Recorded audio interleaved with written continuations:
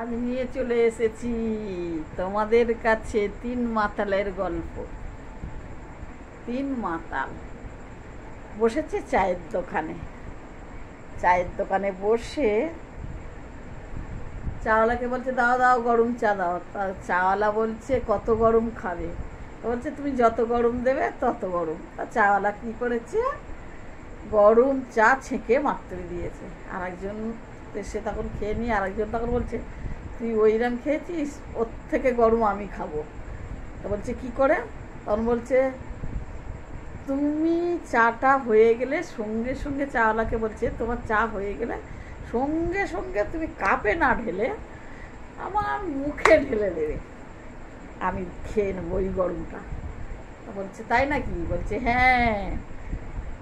তা চাওয়ালা ফের চা করেছে যথারীতি, চা করে নিয়ে ওর মুখে দিয়ে দিয়েছে।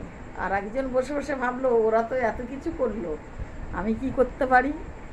তা সে তখন বলছে, তোরা তো এত কিছু করলি, তা আমি বলছি শোন, আমি কিরম গরম খাই।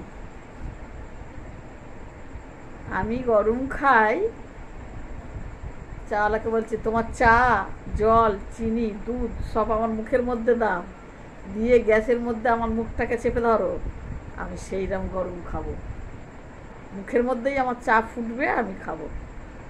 চা বলছে, তুমি তো পুড়ে যাবে। বলছে, না, আমার দাদু খেতেও পুড়তো না, আমিও খাবো, পুড়বে না। এই হচ্ছে তিন মাতালের গল্প।